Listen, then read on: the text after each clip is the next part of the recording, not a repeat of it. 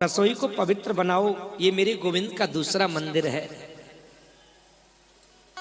आजकल किचन में खड़े होकर के और खड़े होकर के भोजन बनाने की अनुमति दे दी, तो इसका मतलब ये थोड़ा ही है कि आप पैर में से चप्पल भी ना उतारें। कितनी घरों में चप्पल पहन करके भोजन बनता है। नहीं जाना चाहिए चप्पल पहन करके रसोई में, ये गोविंद का दूसरा मंदिर है। आप रसोई को जितना पवित्र बनाओगे, गोविंद उतना ही आपसे रीझ जाएगा, उतना ही आपसे रीझ जाएगा। इसलिए आपने देखा होगा किसी मंदिरों देवालयों की रसोई एकांत में होती है, वहां हर कोई किसी का प्रवेश नहीं होता, हर किसी का प्रवेश नहीं हुआ। आपने देखी बिहारी जी की रसोई में अंदर जाकर के तुमको घुसने दिया किसी ने? देखा राधा वल्लभ जी की रसोई में आपको किसी ने घुसने दिया? नहीं, रसोई गोविंद का दूसरा मंदिर है। प्रेम से बोलो राधे राधे। जिसकी रसोई पवित्र है उसका सब कुछ पवित्र है। बैठो बैठो, जैसे बोलो राधे राधे। और धीरे धीरे समय व्यतीत हुआ। और ध्यान देना, रसोई में कभी भी अभक्ष्य भोजन नहीं आना चाहिए। अभक्ष्य माने जो भक्षण करने योग्य नहीं है। भगवान कहते हैं, मैंने मानस जन्म तुझको हीरा दिया,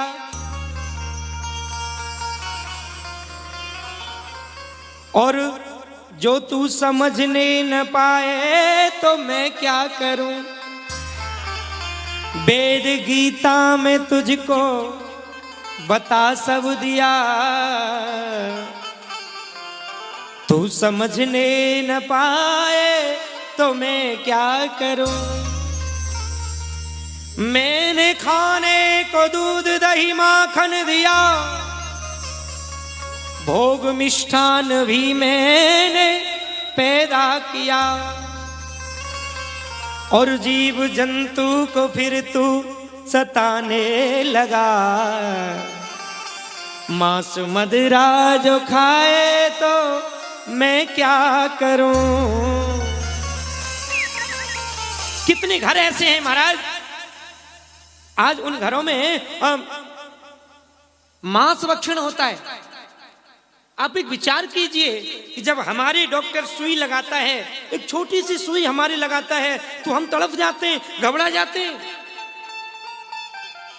जब किसी कसाई ने जब किसी जीव के गले पर छुरी चलाई होगी, वो कितना तड़फा होगा, कितना तड़फा होगा वो।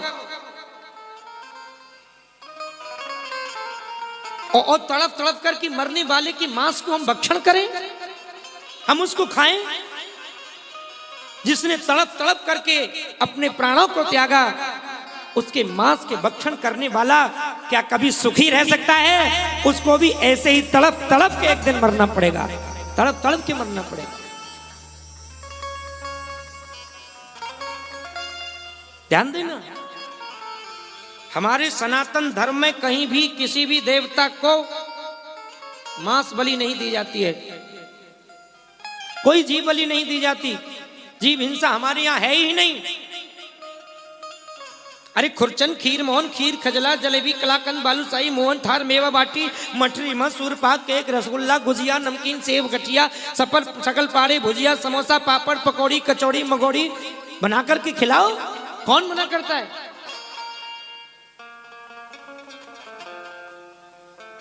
किसी जीव को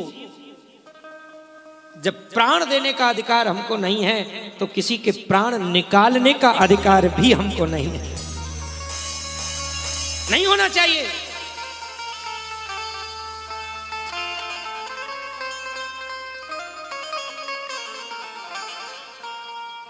कितने घर ऐसे हैं महाराज। कल भी एक मैया शाम को मुझे मिली, जब मैं ऊपर बैठा था। उन्होंने कहा हम गोपाल जी ले जाना चाहते हैं, लेकिन हमारे यहाँ बंगाल में काली की पूजा करते हैं और वहाँ पर भेंट चढ़ाते हैं और वहाँ पर मांस भक्षण होता है। हमने कहा मैया तो भूल करके भी गोपाल जी को मत ले जाना, मत ले जाना।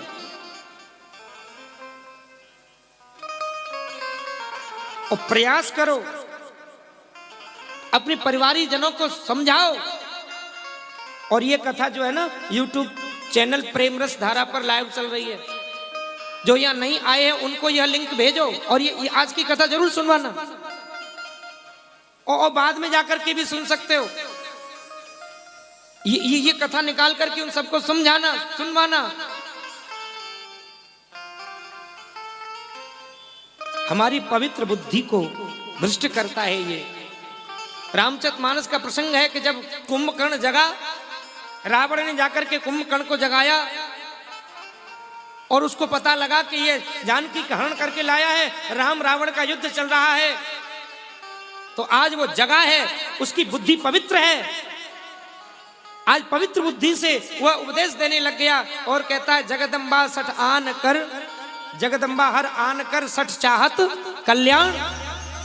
तू जगदम्बा का हरण करके कल्याण चाहता है। तो रावण ने क्या काम किया मालूम है? रावण ने कहा बोले मांस मंगाओ, भैंसे कटवाओ, शराब पिलाओ इसको। 1 करोड़ गड़ा शराब के और भैंसे कटवाए और उनको पिलाया। और उनको पीते ही उसकी बुद्धि भ्रष्ट हुई और वो लड़ने के लिए चल दिया। जब तक ये भक्षण नहीं किया तब तक उसकी बुद्धि पवित्र थी और वो रावण को भी डांट रहा था जगदम्बा हर आन कर सठ चाहत कल्याण। तू जगदम्बा का हरण करके अपना कल्याण चाहता है। हमारी पवित्र बुद्धि पर अज्ञान का पर्दा डालती हैं ये क्योंकि जैसा खाओगे वैसा आपका मन बनेगा। आहार से व्यवहार बनता है। अगर आपका आहार बिगड़ जाएगा तो आपका व्यवहार भी बिगड़ जाएगा, व्यवहार भी बिगड़ जाएगा। और हमारे यहाँ तो महाराज यहाँ तक लिखा है रसिकों ने, बोले जहां तहां के पावने भजन तेज घट जाए। हमारे यहाँ तो इधर उधर का भी नहीं पाया जाता। और लोग मांस खाते, लोग शराब पीते, क्या उनका कभी कल्याण होगा? अरे गरुड़ पुराण उठा करके पढ़ के देखो। जो व्यक्ति शराब पीता है उसका पश्चाताप बताया है। खौलता हुआ तेल उसके मुंह में डाला जाए। शराब पीने वाले का एक ही पश्चाताप है और कोई पश्चाताप नहीं। जो व्यक्ति मांस भक्षण करते हैं, जीव हिंसा करते हैं,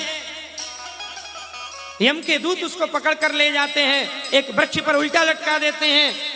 उस सामली नामक वृक्ष के पत्ते टूट करके गिरते हैं। बहुत बड़ा विशाल वृक्ष है वो, कई योजन लंबा चौड़ा, उसका नाम है सामली वृक्ष। और उसके पत्ते जब टूट करके गिरते हैं हमारे शरीर का छेदन करते हैं। वह पत्ते एक तलवार का काम करते हैं। और जिन जीव जंतुओं की हम हिंसा करते हैं, जिसका मांस भक्षण करते हैं, वह जीव जंतु वहां पर आते हैं और हमें उल्टे लटके हुए को नोच नोच करके खाते हैं और अपना कर्जा चुकाते हैं वो। इसलिए भूल करके भी घर में मांस नहीं आना चाहिए। भूल करके भी जीव हिंसा नहीं होनी चाहिए। वो काली देवी, वो दुर्गा देवी, वो कोई भी देवी देवता मांस से प्रसन्न नहीं होगा। वो तो तुम्हारे भाव से प्रसन्न होगा, तुम्हारे मन से प्रसन्न होगा। उसके लिए शुद्ध भाव रखो, विश्वास रखो, प्रेम रखो, क्योंकि वो भाव से रिंझता है।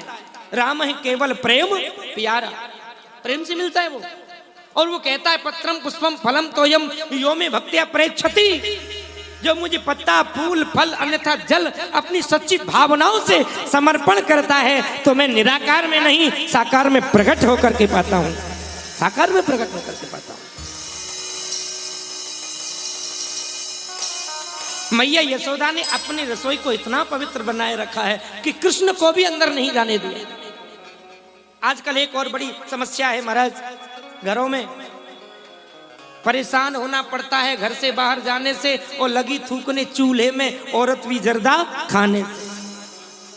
आजकल माताएं जर्दा खाती हैं, वो तमाकू गुटखा खाती हैं और वो गुटखा लेकर के मुंह में डाल लिया और रसोई बनाती जा रही हैं और बार बार कहां जाएं थूकने के लिए। इसलिए रसोई में ही थूक लिया। और कई घरों में तो जब चूल्हे पर रोटी बनती है ना लकड़ी कंडे से, वो नहीं जाती बाहर थूकने, तम्बाकू मुंह में डाल लिया और चूल्हे में ही, और ऊपर से राख डाली और उसके ऊपर रोटी सेक ली। ये नारी का धर्म नहीं है। न ग्रहम, मनुस्मृति में लिखा है न ग्रहम गृहमित्याहु गृहिणी गृहमुच्यते। ईंट पत्थर के घर को घर नहीं कहते, संगमरमर लगे हुए मकान को घर नहीं कहते, 3 मंजिल कोठी को घर नहीं कहते। न ग्रहम गृहमित्याहु, तो बोले गृहिणी गृहमुच्यते, घर में रहने वाली गृहिणी को घर कहा जाता है। गृहिणी को घर से कहा जाता है। नारी घर होता है, इसलिए उसका एक नाम है घरवाली, घर की मालकिन होती है। और नारी अगर चाहे तो क्या नहीं करा सकती। कल भी मैंने निवेदन किया था, हर नारी धर्मपत्नी कहलाने योग्य नहीं है। वह नारी धर्मपत्नी कहलाने योग्य है जो अपने नास्तिक पति को धर्म के मार्ग पर चला दे, वो नारी धर्मपत्नी कहलाने योग्य है। इसलिए माताएं यहाँ अधिक बैठी हैं। मैं निवेदन करता हूं आपसे, आप जिद पड़ जाना, हट पड़ जाना, झगड़ा करना घर में जाकर के। एक दिन होगा, 2 दिन होगा, 4 दिन होगा, एक दिन आपके पति को हारना पड़ेगा और उनको मांस मदरा छोड़ना ही पड़ेगा, छोड़ना पड़ेगा। घर जाकर के संकल्प लेना कि आज के बाद में आएगा नहीं, और आएगा तो हम भोजन नहीं करेंगे। हाँ, सीधी सी बात बिल्कुल। घर से बर्तनों को फेंक देना बाहर, तब पति को अकल आएगी। और आपको तो संकल्प लेकर के जाना है यहां बैठ करके कि नहीं खाना है। आज हम श्री जी के समक्ष बैठ करके संकल्प लेते हैं। संकल्प लेना, और लास्ट वाले दिन में आपसे संकल्प लिखवाऊंगा। जो जो छोड़ना चाहते हैं मुझे नाम नोट कराएंगे अपनी इच्छा से, जबरदस्ती नहीं। और मैं निवेदन करता हूं कि आप सबको छोड़ना है। जोर से बोलो राधे राधे।